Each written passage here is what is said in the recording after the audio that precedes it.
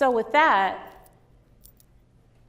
I want to talk about ways to connect to build a team of one, especially here at Belk. So we know that we can always learn something from people anywhere in the world. Some lessons we appreciate, some we don't, but they all help to shape our frame of thought. So let's talk about the power of connecting. When you connect any two things, those two individual things become stronger individually, and there's a transfer of knowledge and experience. These connections, really it's a fancy way of saying networking, help us to grow. I think I'll stick with connecting and I'll abandon networking for now. So as individuals, let's talk about what happens when we're hired at Belk. It's where we spend 8 hours of our day. I think it's worth a great conversation. Congratulations, you're hired. So what happens is we join thousands of other people here at Belk, 26,000 to be exact. We can't choose our company, but we make everyday business decisions based on who we work alongside. That's step one. We're strangers thrown together in a group. What eventually happens, though, is we gravitate toward people who think like us, sometimes who look like us, who have experiences and backgrounds like us. This is called homophily or homophily. Basically, that's Greek for birds of a feather stick together. Third step, the pairs introduce themselves to other groups. So me and my best buddy, we hang together every day. We're going to gravitate toward another pair of people who think like we do. And eventually what happens is we become a clique within our culture. Some cliques are good, a lot, not so much. And then step 4 happens. These cultures, these cliques, eventually become polarized echo chambers. An echo, echo, echo, echo. It's the same thing over and over again, bouncing off the walls. So these polarized chambers are polarized. So we have a group of individuals who gravitate away from one another, and what eventually happens is they form a closed network. Within a closed network, nothing new gets in. The things that are within, all those great ideas bursting at the seams, they never get out. These people enjoy being around one another because they think the same, they've built trust, they like the relationships, and they just like being together. But sometimes that's not so profitable. But this interaction is natural. We do it. We naturally limit our growth, our trust, our experience, and our exposure.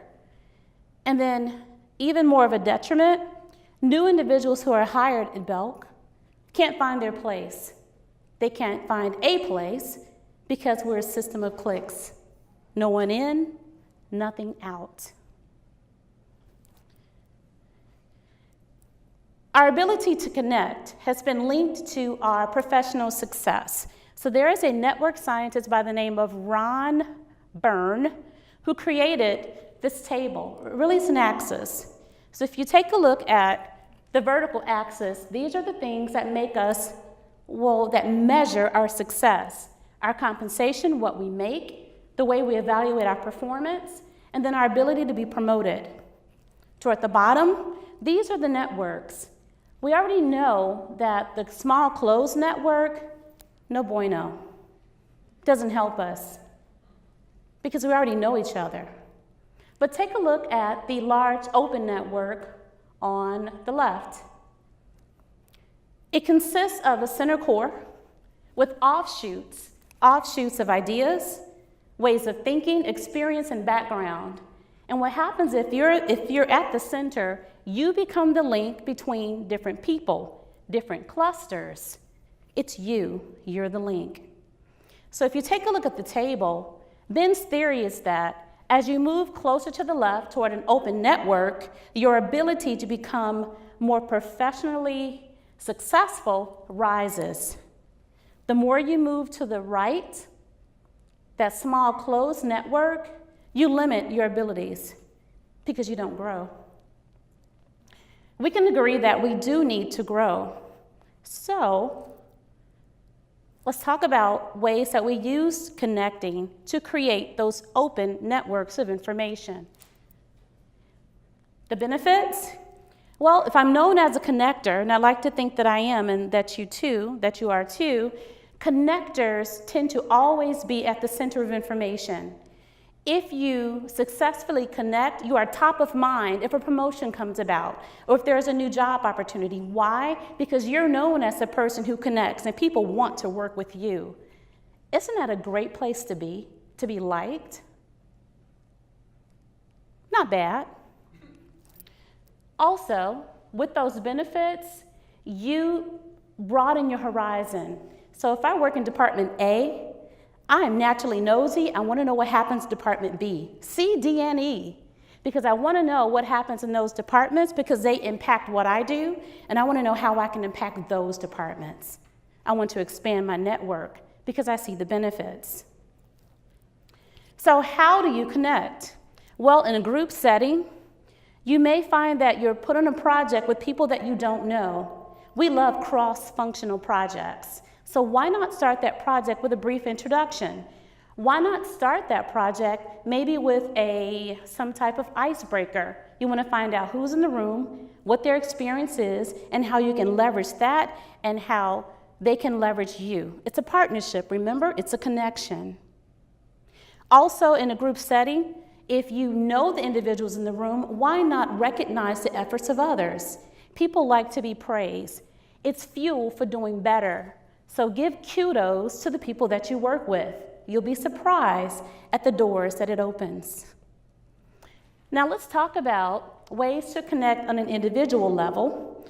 There may be a person that you want to get to know a little bit more. So there's some etiquette, there's some rules we should follow.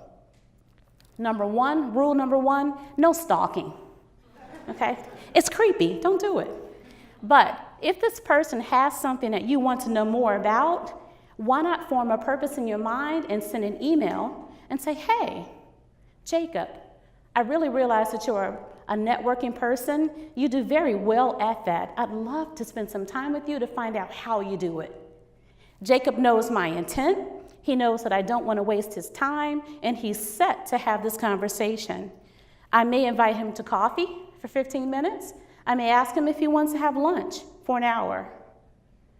I may send him a calendar invite so he doesn't forget, and neither will I, because days are busy. Next up, I want to think about how I want to start the conversation with him or anyone else.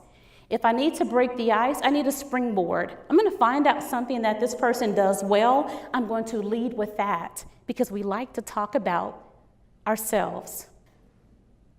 Great introduction, right? So I'm going to lead with things that have happened well, and then there goes the conversation. More around etiquette. If the coffee chat is slated for 15 minutes, I will stop talking at 10 minutes because I want to know that this person realizes that I recognize and honor their time. If I've allotted 60 minutes for lunch, I will stop talking about 55 minutes in. Next up, when it's all over, I want to give a verbal thank you, and I want to give an electronic thank you. My thank you, my honoring the time, leaves the door open for more, and I'm more likely to get another meeting. I like that. So when we think about connecting, we think about the goals that we have in mind. We think about how we connect Liberia to America. We think about how we want to connect our different diversity dimensions. I'm a mother, but I also want to connect with the person on the plane who thinks that my child will scream and disrupt their flight. I want to connect with Jacob because I want $1 million. I'm going to connect, right? So I see a goal in mind. I want to be happy. I'm going to talk to Lee about being happy because I want to change my 7 and make it more toward a 9. So with that, the well-connected person creates value for all and is set up for success. So step out of your comfort zone and start connecting. Thank you.